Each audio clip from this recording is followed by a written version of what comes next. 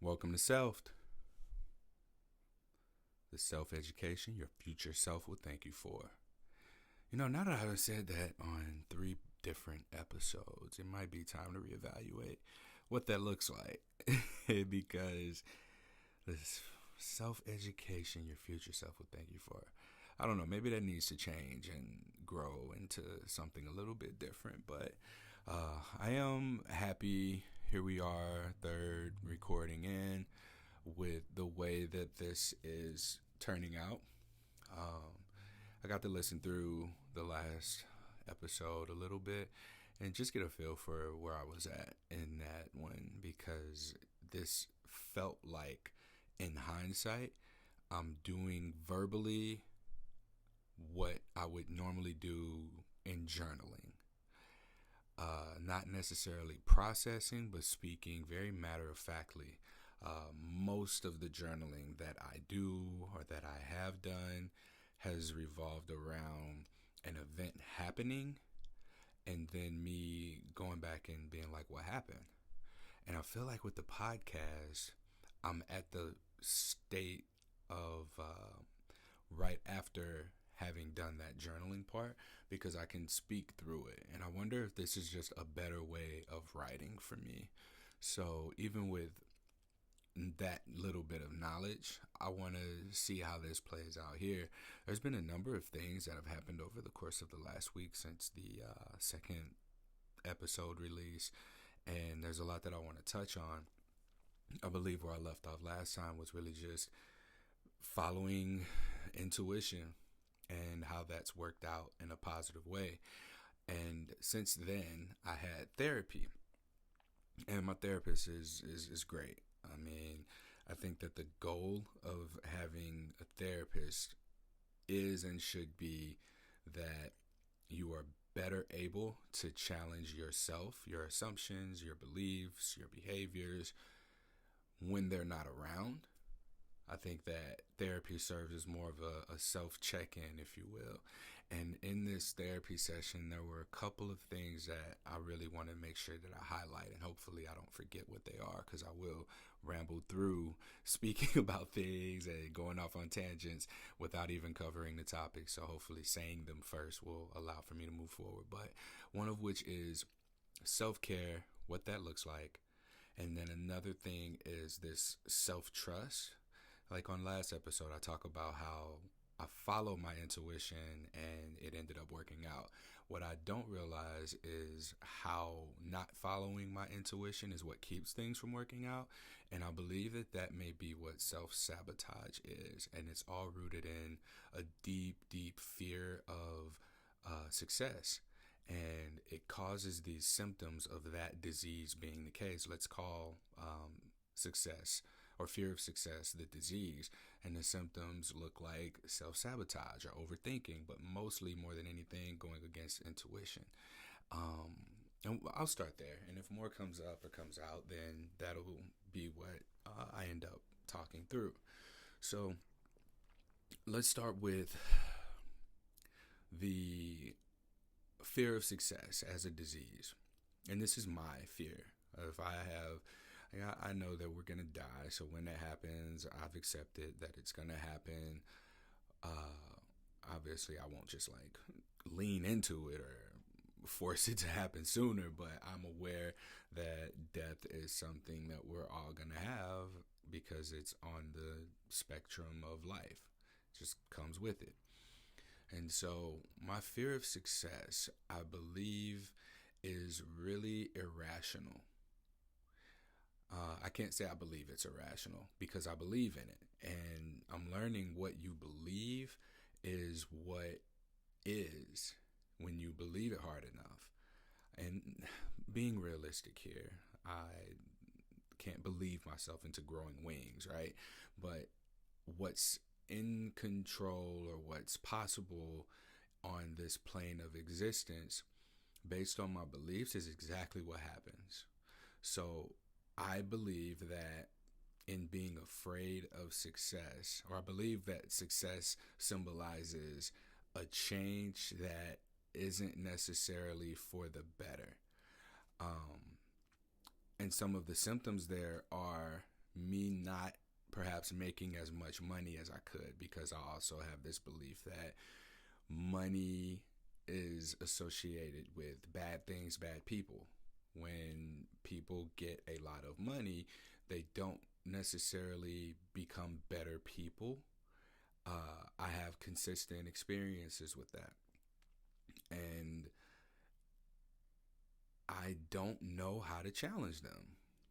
And I guess it would take for me to get money in order to live in a way that challenges that directly. But do you see how this cycle looks? If I believe that success is a bad thing because of what comes with success, then what does that say about me? So perhaps I need to just redefine what success looks like. Success doesn't look like having a lot of money. I think that success perhaps is a progress, or a process that makes progress, uh, into the direction of being able to create opportunities. Money has nothing to do with that. So why, if that's going to be my definition of success as we move forward, why can't that be what I model my life off of? So I want to create a process that I can measure progress and be able to see opportunities created as a result. That's what success looks like. So again, a belief is just so deeply rooted and ingrained in us, and I think that these beliefs really encourage the thoughts that we have. They encourage the words that we speak. They are the driving force of the actions that we take. So if I genuinely believe that success is linked to money, I have to support that belief, or the world has to support that belief, because that's my truth, and that's how the world responds to us. It responds to us living in what truth we believe, right? So if I believe myself to be a good person, and I believe success is linked to money, then I'm going to create circumstances where I constantly fail, where I don't succeed. So how do I go about challenging that behavior or that belief? I change my behavior. So I have to stop doing these things that support the belief money is bad and success is linked to money. I gotta stop doing that. Because I'm seeing, if that's what the disease is, the symptoms of that are perhaps overthinking, are inaction, avoidance. These are just a few. I can probably name more if I talk through different experiences that I have, but I know that I need to challenge these beliefs with my behavior and the patterns that I have whenever I get to the brink of what would be now considered success. And I'm looking at this from the past tense of other opportunities that I've had that have been successful. When you look back, it's really easy to support your beliefs with past experiences, but support your future endeavors and successes with past successes that you may not have even known were successes. Give an example. I've run a nonprofit for 2 years, and I've done functions for it for 4. I, in the process, never really looked for moments of success. It's only in hindsight that I looked up and I'm like, damn, I've been doing this for 2 years, nonprofit, 4 years of doing the work and providing various levels of support to people. And I look at what's come out of that. Like, these are the symptoms of success. And what the healing looks like, because we're talking about fear of success as a disease, the healing being the challenging of the beliefs with the behavior. So the patterns that I might have had going through that process are looking at what's going wrong, how long it's taken for things to happen, whereas the success was in the consistency.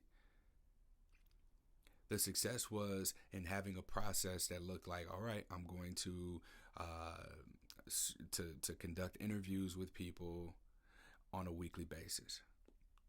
I did that. I did that for 4 years. Okay. I'm going to start raising money so that I can pay for people to get therapy. Okay. Did that for 2 years.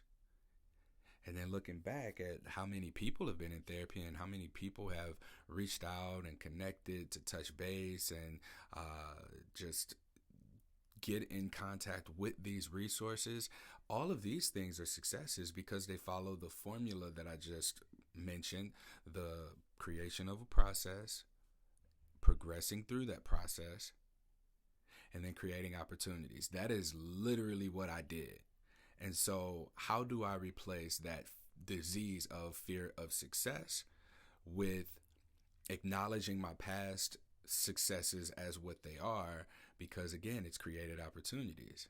I have to believe that my healing comes in the creation of opportunities, because that directly conflicts with that belief. So if my behaviors support creating a process, making it through the progress, looking at the progress, and then creating opportunities, both of those can't exist with one another. So perhaps right now there's just this internal struggle between the belief that I've had and the behavior that is overriding that belief.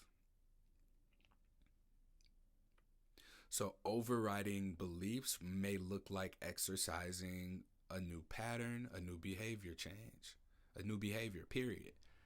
Because that's what it does. Like, these two things can't coexist. I can't have the disease of fearing success and have the healing of receiving the confirmation that success and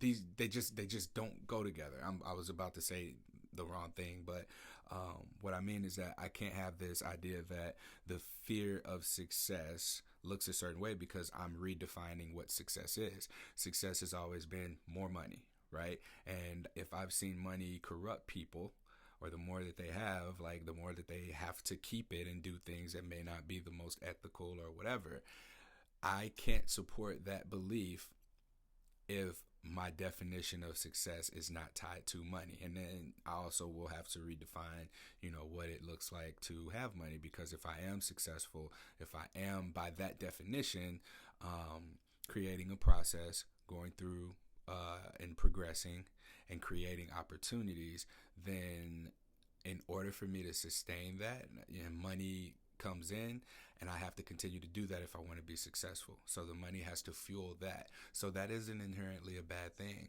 I'm not creating opportunities for like a mafia to run around here and bully businesses to give me a cut of their earnings on a weekly basis so that I keep them safe from a threat that I've created. I'm going back into like mob ties in the whatever years. I just watched a TV show that had a mafia in it, but I'm not going to digress too long. But yeah, that's really been a major takeaway for me from therapy, is that I really need to challenge these beliefs with a new behavior. And it starts with looking at real definitions and understanding that the power of what it is that we believe, it will always be validated by the world around us. So how do you go about challenging it? I've already done it. And I'm pretty sure that if you're someone who's hearing this right now, you have past experiences where you can see where you stuck to something consistently. There was a process in place, you made progress through it, and at some level you've created an opportunity, whether it be for yourself or other people, an opportunity was created. And success could look a number of different ways for various people, but if you are to tie this into whatever your own experience is, then maybe you'll be able to see a parallel that will support you through identifying what it looks like to challenge beliefs that no longer serve you. It doesn't serve me to believe that success is tied to money and that money is tied with being bad. That doesn't serve me anymore. In fact, if I want to continue to do the good in the world and fulfill my lifelong purpose of connecting and advocating for mental health and suicide prevention, if I'm going to be me and be in alignment, I can't keep believing that. I have to be able to welcome in money because money can, in fact, support the creation of opportunities. It can shift my process. It can give me different methods of making progress. And it can also create opportunities, paid opportunities, even for people. Some people need to be motivated in a certain way by purpose, by rewards, and other people just need to be able to make a living. So if I'm able to bring in the money that is going to be able to support the created opportunities, giving people jobs in the endeavors that I'm pursuing so that they can also support what it is that I have going on, then that's what I need to do. Right? So walking away from this podcast episode, I have to believe to the point of knowing, because this is a very deep rooted belief in me, to be afraid of success, because I've seen it in my parents, I've seen it in my grandparents, I've seen it around me, but I haven't seen it for myself.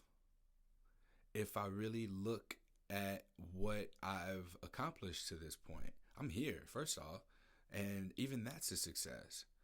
The process of making progress through life to the point of maturity, to be able to self-reflect. Like, self-reflection is a luxury. This is a luxury. Not a lot of people have this. Self-reflection, self-discovery, self-expression. And it's because a lot of us come from a place of survival. You know, I would even go as far as to say I am still in survival mode, but I recognize the necessity of healing. I have to do both.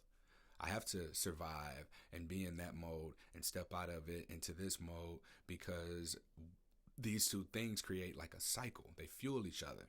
If my needs are met, the more my needs are met, the more I'm able to self-explore, self-discover, and self-express. And the more I do that, the more my needs are taken care of. And I have to believe that. And this is a really good transition point into my therapist and I talking about self-care and what that looks like. I'm a 32-year-old black man. Self-care is something that I probably hadn't heard until I was 30 years old. And even then, what self-care looked like to me was just not appealing. Like, that doesn't seem productive. Why would I put a face mask on and wash my face?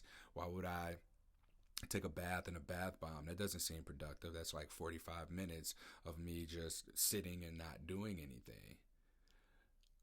I don't have time to sit down and read a book. I don't have time to just walk in the park because I'm so heavily focused on my survival. So there's no space for self-care and survival to coexist with one another, has been another belief that I've had. So when my therapist mentioned to me self-care, and again, you know, this is even a luxury, being able to have a therapist. But when he mentioned that to me, I just flat out asked, you know, what is that? What is self-care? Why? I don't know what this looks like. I don't see black men around me exercising self-care, or maybe I do and I just don't recognize it. I look at my dad, for instance. My dad works, and by the time he gets home from working, he's tired. And when he gets home from work and he's tired, he would always do this thing. He'd open up a beer, he'd take a shot of Bacardi Gold, and he'd just want to sit down. He would just want to eat and just sit down. That to me is like, that's a necessity, to just be able to sit down. Like, maybe the beer and the shot were self-care, but if that's like a habit or it's routine, I don't know. It just looks weird to me. And that's not something that really appeals to me. It doesn't appeal to me to come home at the end of a hard work day and chug a beer, take a shot, and sit down and watch TV and eat. There has to be more to life than that.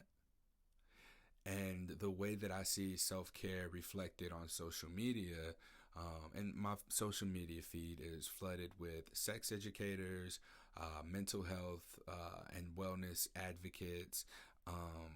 Yeah, those are primarily the two things that I see, like sex positivity and mental health posts, and fitness for the other social media accounts that I run. But yeah, those things just don't fit for me. And so when talking to my therapist about it, he said that any of these things can be self care. So for my dad, it may look like a beer and a shot after work and then just sitting down and resting. And for me, I haven't necessarily figured out what that looks like because everything that I do is fueled by some type of purpose or intention. So I go to work because I need to make money. And when I'm not working, I'm working. Like how messed up is that? I'm not working, but I'm working. How often am I really doing anything that's for me? And I can't quite think of, off the top of my head at least, what things I'm doing that can qualify as self care. And when he was talking to me, he said to me, he was like, well, Courtney, self care can be, and he goes down the list of these things that I want to do but don't necessarily make time for. For instance, I would like to just rest. I would like to just play video games. I would like to cook more meals for myself. I would like to go on vacations, get massages. And again, these are things that cost money. So, in association with money being a thing that corrupts or a bad thing, how can that be self care? So, there's like this just network of things that all link to the root of some core belief as a disease, and then the symptoms of it really do facilitate our behavior on the surface. So the reason that I don't practice or exercise self-care, at least consciously, is because I have this belief that self-care is not a good thing. And we can connect the dots from the lack of behavior on the surface that is self-care and the prioritization of that to the fear of success, the fear of having money, which serves as a tool to be able to support self-care depending on how you view it. So he names off these things that cost money. And I was like, damn, dude, self-care sounds expensive. Like, even not doing anything can be expensive because if I'm not working, I'm not earning an income. I'm not taking care of the necessities. I'm not getting my needs met. And that becomes a threat because having my needs met is, in fact, a priority. So doing nothing threatens my priority of getting my needs met. Getting a massage threatens the priority of being able to pay my bills on time. Right? And you see where this cycle goes and perpetuates itself in a negative way. So again, that belief of fear of success, money being bad, has to be overridden by me looking at my past experiences and seeing that my processes have led to progress, have created opportunities that need and can be supported by money, therefore challenging the belief that money is a bad thing. So in reframing the word success and money, I have begun the healing process of neutralizing that disease of the toxicity of my behavior, or of my belief that success and money go hand in hand. And my fear of success is also a fear of money. And I just got to be able to reframe that and disintegrate that because it's not true. It's not real. That belief may have served me at one point in time to keep me on a path of not corrupting myself in any way, shape, or form, perhaps. But now it's at a point where that doesn't serve me, and nor does it serve the people that I make an effort to serve. It doesn't serve my community for me to have that belief. What does serve my community is for me to have been able to make whatever necessary sacrifices and resetting my priorities to be toward my healing, the necessity of healing. Healing is, in fact, a necessity because we need it. The communities that we serve need it. Our world around us needs it. Our family, friends, partners, they need for us to be able to perform at tip top. And the only way to do that is to really identify what these core negative beliefs are and reframe them with behavior change. My behavior change now looks like an emphasis on my processes, looking at the progress, looking at the opportunities that have been created. And that's what's going to overwrite these beliefs. I know it. I believe it, and I believe in myself. And I'm telling myself this for the first time today. I believe in myself. And I've had these beliefs that weren't even mine. Like, I've just allowed people to tell me these things, and I've looked for confirmation that these things that other people have told me are true. Another thing that I talked to my therapist about here was being a 32-year-old black man who is working in the space of where on the outside end it looks like I'm a sex educator. I'm not a sex educator. I tell people I am an investigative journalist on mental health stigma. It's as simple as that. And this overlaps into so many different areas. It overlaps into sexual health, not just STIs, but also pleasure. So it looks like I'm a sex positivity enthusiast and activist or something. It also extends into suicide prevention. And like that's the core focus of the work that I do. Because I've had experiences with other people who have made attempts to kill themselves. Some people have around me have ended their lives. So this is where my own like beliefs, or what fuels my intention for a lot of the work that I do. It's that. And so I can't have people, telling me and fueling my beliefs about who I am, because then that takes me away from my own belief about who I am and being able to make the necessary tweaks and adjustments on my internal drives to be able to continue to serve people in the way that I know how. And so I gave my therapist the example of being at the place that I am, 32, cisgendered, heterosexual, able-bodied black man in America, where I've constantly heard, even in rap songs, Kanye West said we wasn't supposed to make it past 25. Joke's on you, we still alive. And this was the old Kanye. Y'all know what I'm talking about.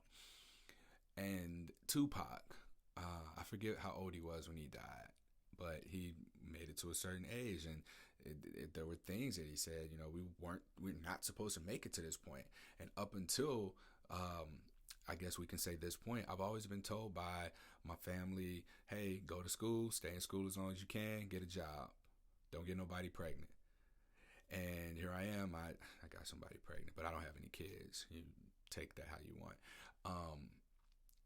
And I went to school, I went to college, I got the degree, I got 2 degrees, and I worked in jobs, and I didn't belong in those places.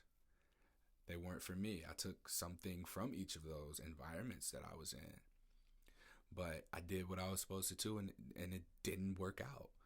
And I look up and I'm like, all right, now what? And people, they can't tell me. They can't tell me. My granddad, my dad, my mom, they can't tell me what's next. They can't tell me what to do now because they haven't made it to this point. They did, or they. Let me take a breath here.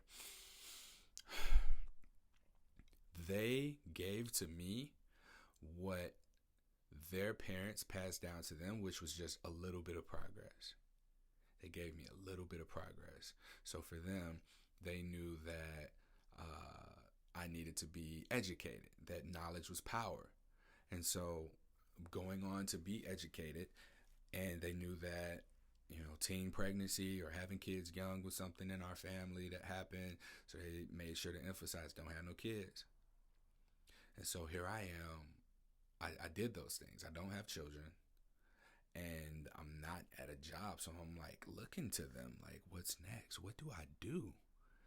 And no one, everybody's like, damn, we didn't think we'd get to this point. I don't know. That's on you to find out. That lack of guidance has created another internal belief of this self-distrust. Like, I have to trust what's other people tell me, the people around me. Even in football, I noticed this. My coach would say, hey, do this. And I would always make it a point to do exactly that and then be like, now what?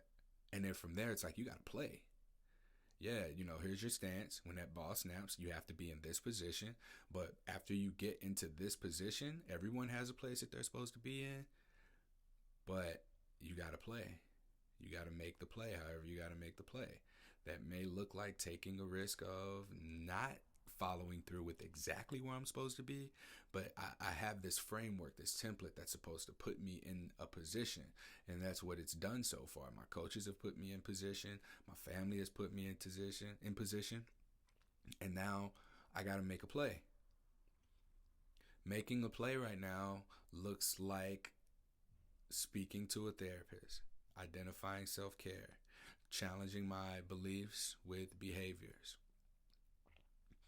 making my own mistakes, redefining success, redefining my relationship to the things that are going to support me in that success, understanding that self-care and healing are necessities.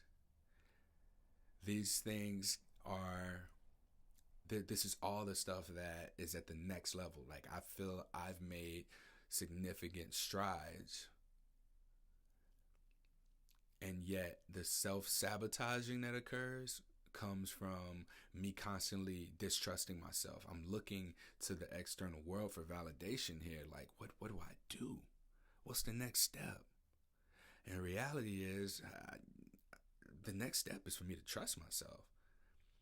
The next step is for me to trust that I'm the kind of person who can redefine my own internal belief structures with new behavior structures. I am exercising new patterns in my life that directly challenge these belief systems and overwrite these statements and overwrite this data that I've had fueled into me because it no longer serves me. So stay in school, don't have kids, it served its purpose. Though my parents, my grandparents telling me that, it served its purpose. And ain't no more now what? Like, now it's not a matter of looking to, it's a matter of looking in.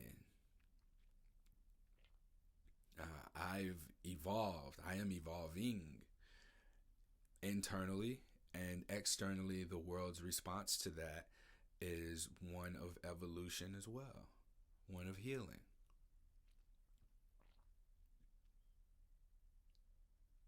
I never saw myself in a position of being able to make my own decisions, because I've always had someone in my ear or coaching me. Like, the next step in corporate was to go through, be a coordinator for something, then be an account manager, and then you work up to an account supervisor, and then you're high up in whatever company you're at. And that shit did not work for me. No. And it's not supposed to. That's not my journey. And I look on the intuitive impulses that I have had throughout my life, and I look back sometimes, I'm like, damn, that cost me a lot of money. I could be making a lot of money, but going back to that belief, I can't think of myself to be a good person and make a lot of money if I have the belief that money corrupts people and it is bad, and that the only way to be successful is to be bad. These things really go hand in hand and hand in hand, and that's how they're all connected.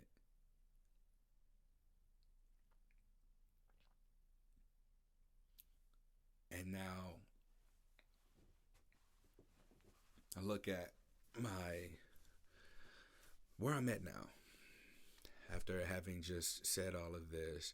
When I hit the stop button on this podcast, I can't just walk away as if I didn't say that, because this accountability is now on the internet.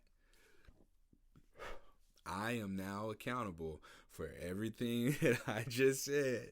And that's the beauty of this. That's the big difference here between journaling it and then saying it out loud. Because it's not just out here to me, but it's out here to the world. And at any point, this is out here. Yeah, I'm not promoting this podcast. I mean, only a handful of people really know that I'm doing it. But this is my own self-accountability. This is my self-trust. I felt a powerful nudge in the direction of being able to create something like this, my own little vehicle for self-expression, self-discovery, and self-exploration.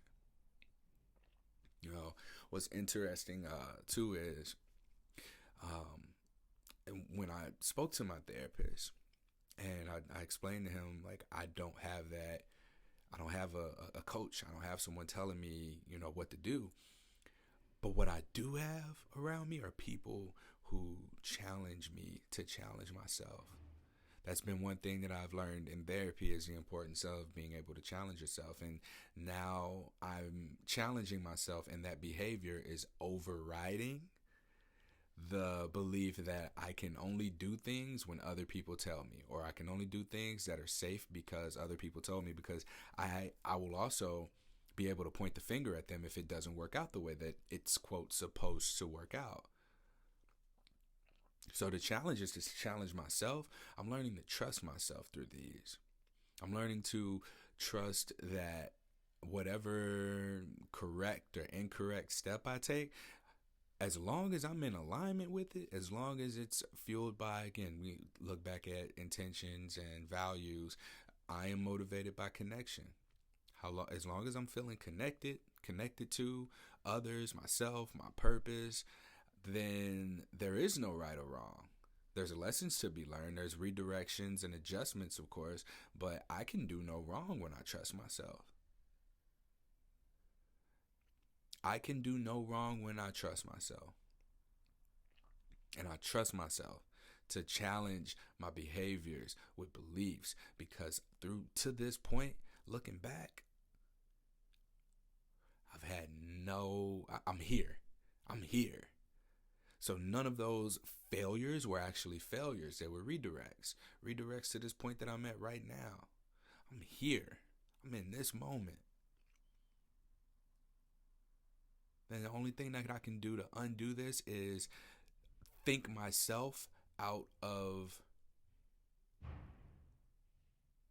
being able to trust myself. The self-trust is one thing. The challenging of beliefs with behavior change, that's another thing. Looking outside yourself, looking to the world around you to tell you what to do, that don't work. And I even had this moment, I taught a yoga class today. And when I taught this class, it was just me and one other person. We got done. I was like, damn, I said some stuff I wish I would have written down. And she was just like, yeah, like the part you said about, I don't even remember what she said, y'all. Yeah. I do remember, though, that going into it, I was trying to figure out what self-care looked like. And doing a body scan, bringing your awareness to your head, your face, fingertips, toes, up through the different joints of the body where parts bend and connect.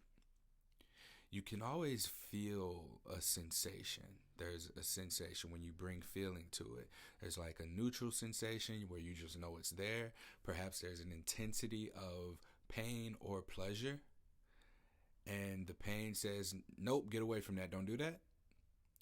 And perhaps it needs to rest. And then pleasure says, more of this, please. This is at a good place.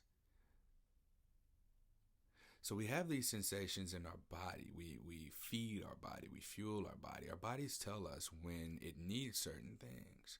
And I think that it's the same thing for our minds. We feed our minds various forms of media, encouragement, support, positivity, negativity. But what about that? What about underneath the stomach area, underneath the abs, deeper than the digestive system? That essence that runs through the nerves of the body.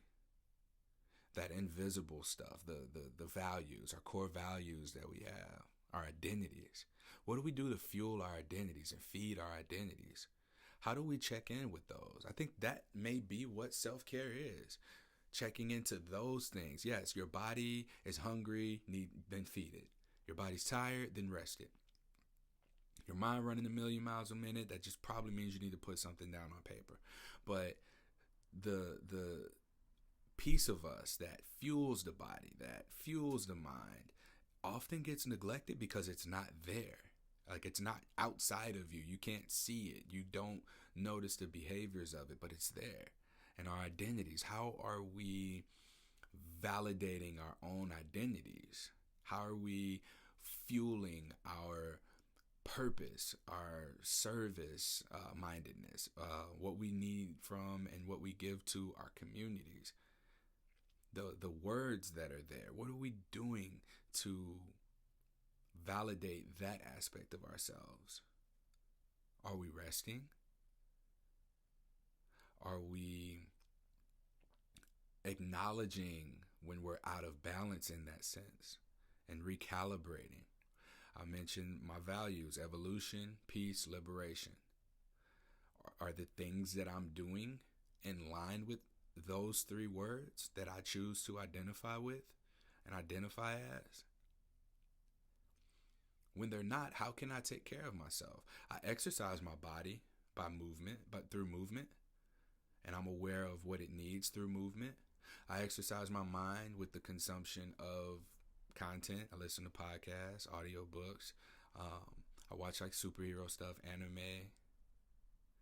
But what fuels the invisible aspects of myself, the invisibility of our identities? How do we feed those? How do we fuel those? How do we nourish those? By taking care of the body and the mind? Yeah, of course. But I believe that it's through self-expression, self-exploration, self-discovery. Because that's what those things are. Our identities are ourself. What are we doing to prioritize ourselves? And so it may not even be that it's self-care, it's identity care. Are we caring for our identities? Do we make space to give ourselves a space and time to just discover and explore and express ourselves? Because that's what this is. That is exactly what self is for me. This is a space of self-discovery, self-exploration, and self-expression. I literally just had that epiphany right now talking through this. And damn, it feels good to understand that self-care is identity care. Self-care is identity care. What you identify as, how you identify, who you identify as, that's what this is. That's how we get here. That's, man, I can end on that. I can end on that. Wow. That was that. I'm speechless. So I'm going to take that out of here. I'm going to figure out ways to care for my identities. Evolution, peace, liberation. Am I connected to myself? Do I feel connected to others? I do. I genuinely do. And it's caring for my identities that allows me to continue to do so. So if you're someone who's listening to this and you find or found a parallel here, what you got? What you got for your identities? How are you caring for your identities? It's not self-care, it's identity care. You know, what we see as self-care on Instagram feeds, it's more so body care. Maybe, people need that for their mental health too. But we're overlooking identity care. And this is the first time I've heard that, seen that. It's going to be the episode title. Self-care is identity care. Again, I can't thank you enough for being on this journey with me. This is really beautiful. It keeps me accountable for my own self-discovery, self-exploration, self-expression. Because that's what identity care is. Those three things. It's being connected to self. The self-education, the self-exploration, the self-discovery, the self-expression that your future self is going to thank you for.